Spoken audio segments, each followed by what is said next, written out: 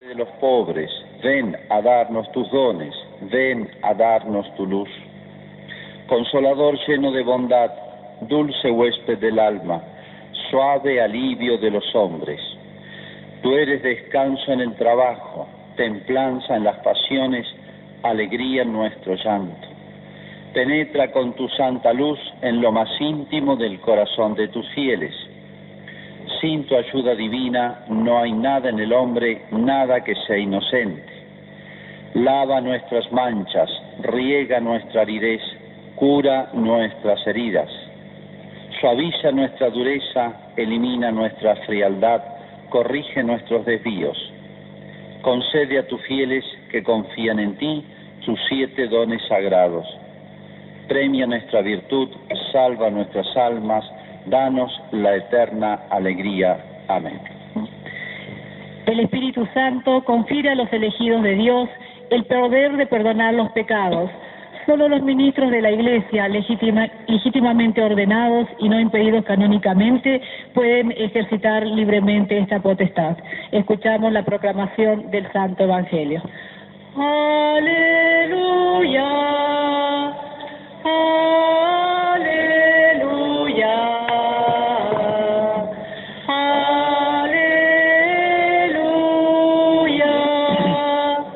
Ven Espíritu Santo, llena los corazones de tus fieles y enciende en ellos el fuego de tu amor.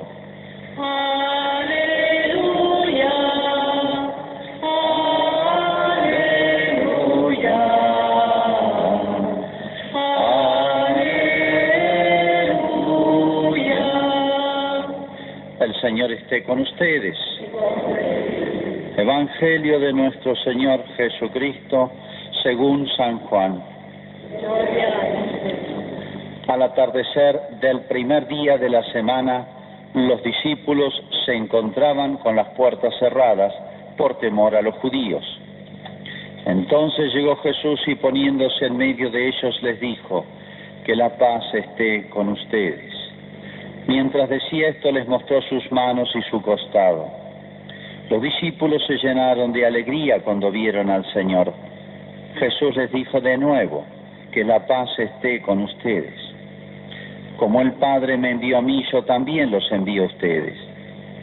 Al decirles esto, sopló sobre ellos y añadió: reciban el Espíritu Santo. Los pecados serán perdonados a los que ustedes se los perdonen, y serán retenidos a los que ustedes se los retengan. Es palabra del Señor. Gloria a ti, Señor Jesús.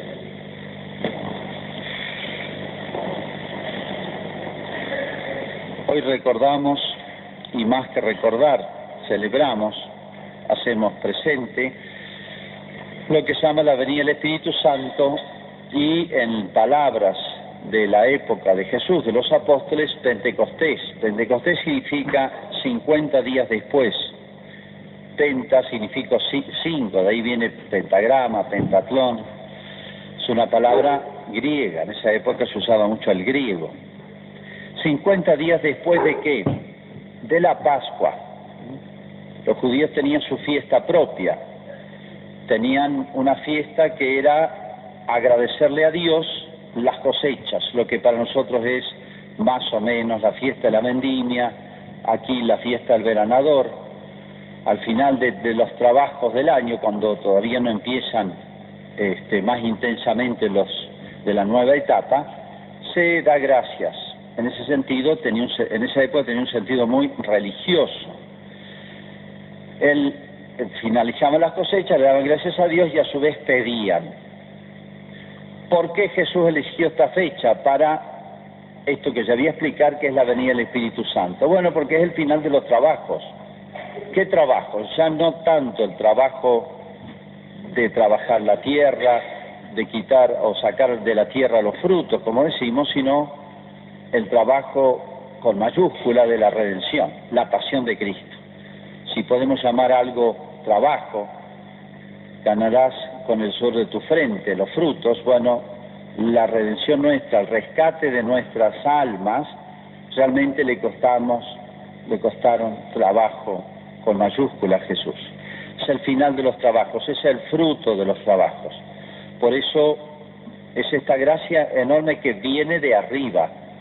Si hay algo claro en la descripción, estuvo lleno de signos sensibles ese hecho, tembló, viento, llamas de fuego, signos externos perceptibles, pero lo más importante ocurrió invisiblemente en ellos. O sea, son los frutos de la pasión de Cristo que ya terminaron su ciclo, resucitó, subió al cielo. Los judíos tenían en la misma fecha otra fiesta, o habían juntado dos celebraciones, y era renovar la famosa alianza. Alianza significa pacto de lealtad, de fidelidad, como hay entre los esposos, como hay entre amigos. Si ustedes recuerdan, los judíos habían salido con la ayuda de Dios de Egipto, conducidos por Moisés. Eso es figura de la iglesia que nos saca de la esclavitud, la esclavitud del demonio, del pecado. Pero no es el aspecto negativo, el aspecto positivo es lo que nos da.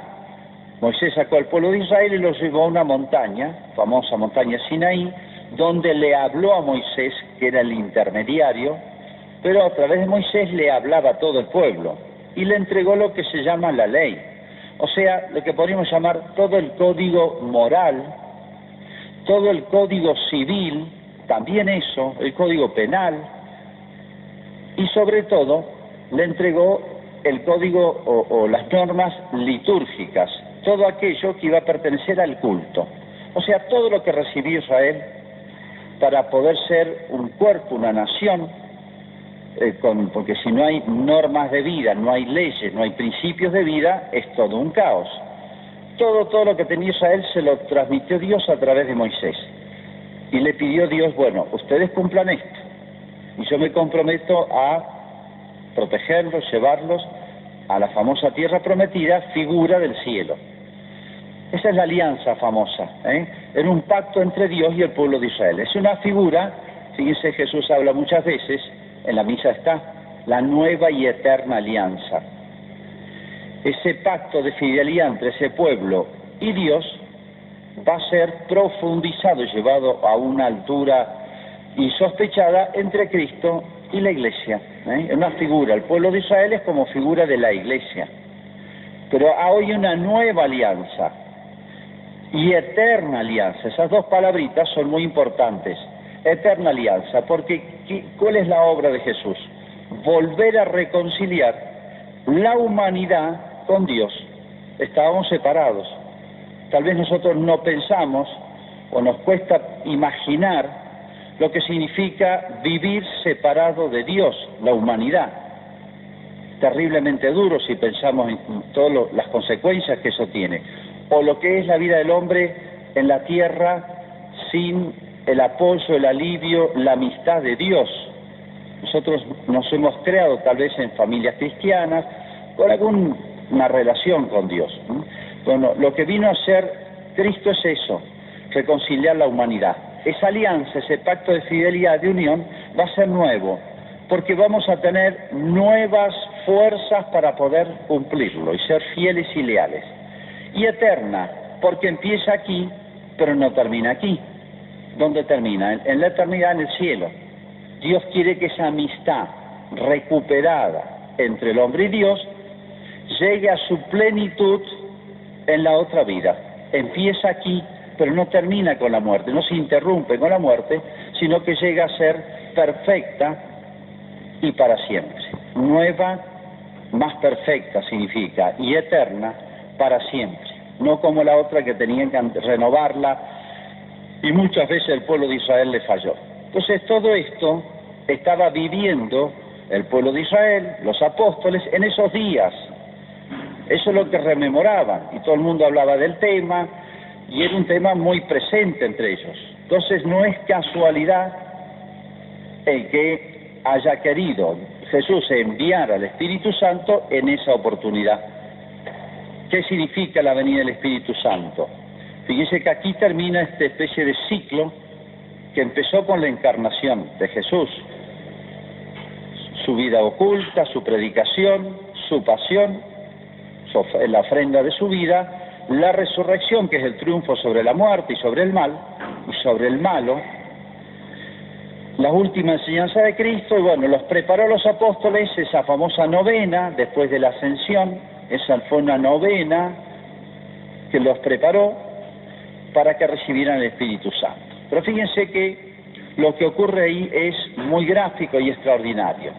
Jesús les promete algo que ellos no saben bien qué va a hacer, pero ya Jesús se los adelanta. Los apóstoles tuvieron pequeños Pentecostés. Esto que acabo de leer ocurrió después que resucitó Jesús. Al atardecer del primer día de la semana, dice que sopló sobre ellos y les dijo: reciban el Espíritu Santo, y les dio poder de perdonar los pecados. No que lo tuvieran porque fueran muy santos los apóstoles, sopló sobre ellos y les dio potestad, se las dio Jesús, y les dijo: reciban el Espíritu Santo. O sea que en cada aparición de Jesús durante 40 días hasta que sube al cielo, recibieron pequeños adelantos de lo que iba a ser Pentecostés, el gran don, la gran gracia en abundancia del Espíritu Santo. Lo fue preparando, les dio una ayuda muy grande, y ellos pusieron lo de ellos, ¿no? Pero entonces, ¿qué significó, de hecho, Pentecostés? Ahí nace la iglesia, ahí recién nace la iglesia, tiene como etapas, momentos. El momento culminante es Pentecostés. Ya Jesús no está visible, está invisible. Yo estaré con vosotros hasta el fin del mundo. Fíjense que todo lo que ocurre no lo crean los apóstoles, no lo hacen ellos. Ellos están disponiéndose para algo que va a venir. Y va a venir y los va a transformar, los va a mejorar, los va a transformar interiormente hasta, yo diría, hasta que se desconozcan a sí mismos.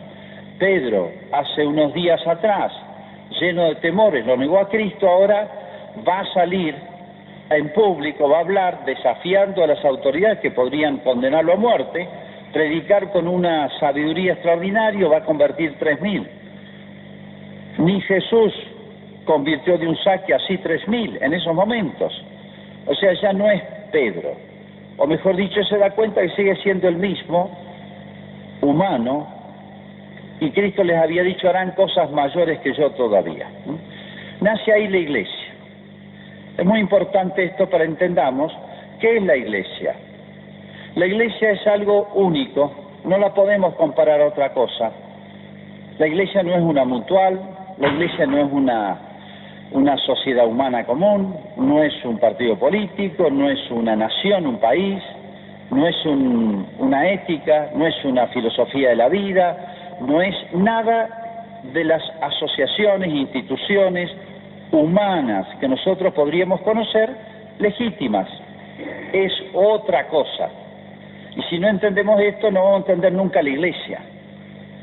Los que quieran interpretar, entender la iglesia y lo que hace la iglesia como si fuese una especie de multinacional religiosa, una especie de gran empresa, y hablan de los tesoros del Vaticano, y que me acuerdo que decían que la empresa Oil, esta de petrolera, ¿por qué es amarilla?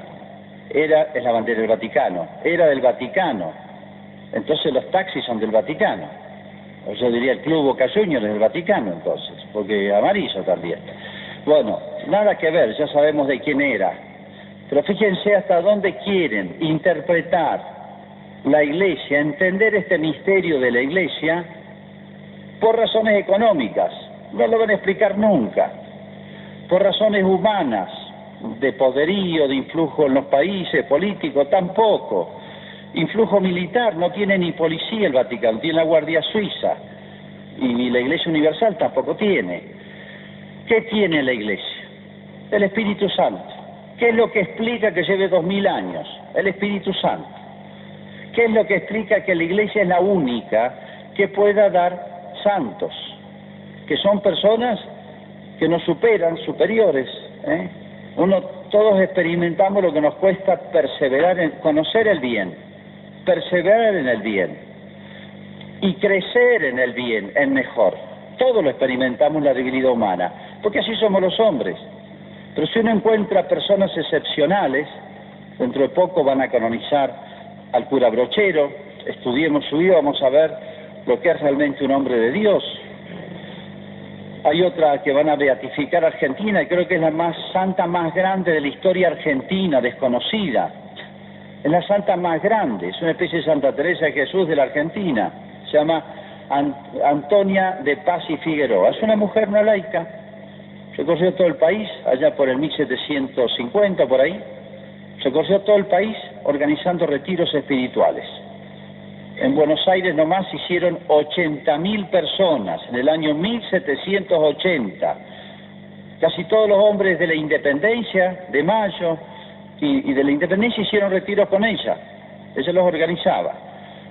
Lamentablemente desconocida. Bueno, uno lee la vida de ella y se queda de lado. Y dice, pero qué extraordinario todo lo de su vida, lo de su obra. Los signos de Dios, bueno, todo. Y uno dice, bueno, esto no es obra humana, aquí hay algo más. Y si uno tuviese rectitud de intención, buena voluntad, la cabeza honesta, descubriría dos cosas: que los hombres somos hombres y todos somos parecidos, tenemos las mismas inclinaciones al mal, los 7 inclinaciones capitales. Los llaman vicios capitales, todos. ¿Cómo es posible que personas, grupos humanos, etcétera, sean capaces de vencerse a sí mismos, crecer, hacer obras maravillosas en la tierra? ¿Cómo es posible que en la tierra haya florecido a través de los siglos tanta santidad, si está compuesta de hombres la Iglesia? ¿Cómo es posible que esta institución lleva 2000 años? Jesús nunca escribió nada. Nunca escribió nada. Eligió 12 hombres incapaces. Los mandó solos, separados, ni siquiera juntos, por todo el mundo. Y la Iglesia fue perseguida. Recuerden ustedes, tuvo pena de muerte ser cristiano durante los primeros 300 años. O sea, no facilitó las cosas el ambiente, al revés. Bautizarse tenía pena de muerte. Asistir a misa tenía pena de muerte. O cárcel o trabajar hasta el fin de la vida en las canteras. O sea, en esas condiciones creció la Iglesia. Explíquenme cómo una sociedad puramente humana podría resistir esos orígenes, esas situaciones. O sea, la existencia misma de la Iglesia, a pesar, no gracias a los hombres, sino a pesar nuestro, y digo nuestro, me estoy haciendo cargo que hablo en nombre del Papa, de los obispos, de los sacerdotes, de la religiosa, de los laicos, de todos los hombres. A pesar de nosotros los hombres, acá está. No existe otra institución que haya purificado, pulido, mejorado, profundizado las grandes ideas sobre el hombre, sobre la familia y sobre la sociedad. ¿Qué es el hombre? ¿Por qué tiene inclinación al bien y al mal? ¿Qué es el matrimonio? ¿Qué es la familia? ¿Qué es el hogar? ¿Por qué el dolor? ¿Por qué la muerte? ¿Qué hay más allá? ¿Qué debe ser la ley? ¿Qué es el amor? Etcétera. Todos los grandes ideas, conceptos que guían a la persona humana o la extravían si son equivocados, todas las ideas puras, sanas, santas, humanas, diría yo hoy, humanas que hay en la sociedad, las ha traído el cristianismo. Podríamos recorrerlas todas, una por una. Todo lo que hay de civilizado, de cultura, etcétera, en nuestra sociedad es herencia cristiana. Si uno recorre las culturas, las religiones, los países, las ideas que existían antes y fuera del mundo cristiano, uno se horroriza. Están volviendo a aparecer ahora, porque estamos abandonando el cristianismo. Pero no hay nada, como decía en la poesía que he leído antes, no hay nada puro, nada santo en la tierra, nada humano, diría yo, que no venga de la Iglesia. Y esto no es para, por así decir, engrandecernos, mandarnos la parte humanamente. Tenemos que humillarnos, porque todo lo que tiene la Iglesia viene de arriba. Le hizo ver Jesús bien claro a los apóstoles y a toda la Iglesia que lo que iban a tener de extraordinario era regalado, era de arriba, sopló sobre ellos, reciban el Espíritu Santo.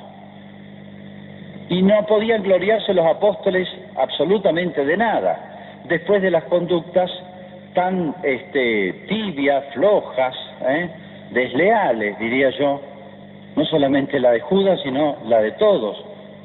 Entonces hicieron obras maravillosas estos hombres, y con ellos, porque Jesús los dejó, funda esto que se llama la Iglesia Católica, Apostólica y Romana.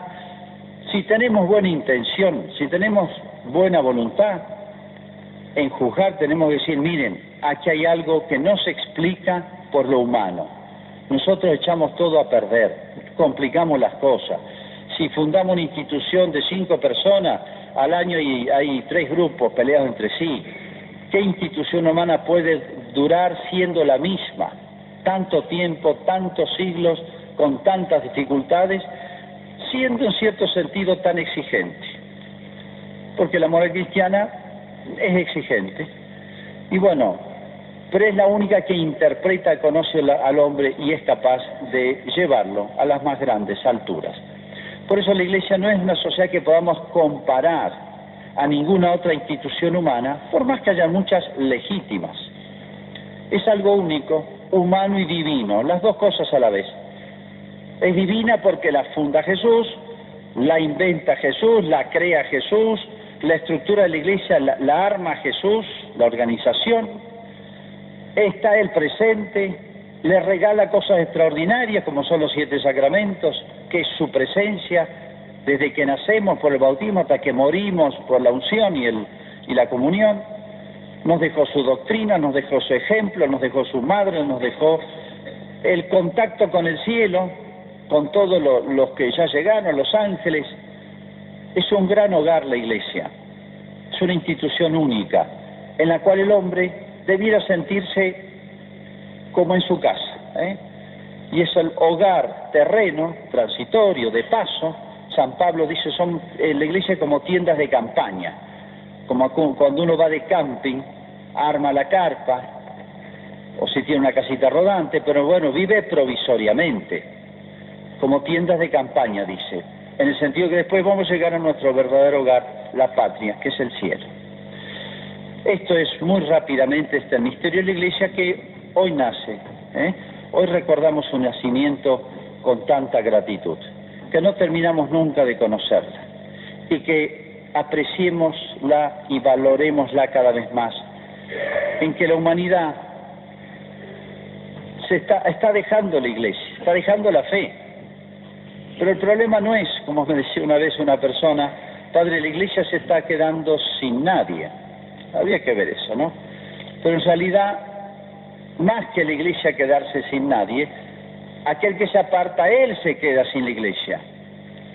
Es como un hijo que se va de la casa y queda a la intemperie, sin padre, sin madre, sin techo, sin protección, sin hermanos, sin amigos. ¿Quién se perjudica? ¿La casa, el hogar, la familia, los que quedaron o el que se va?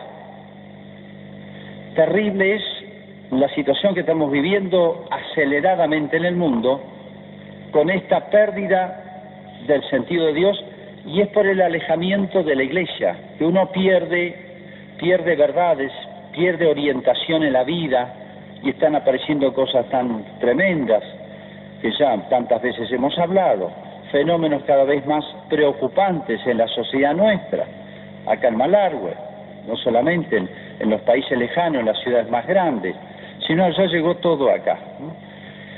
Entonces, ¿cuál es la explicación última? Hemos perdido, nos hemos alejado de la luz de Dios, nos hemos alejado de la protección de la Iglesia.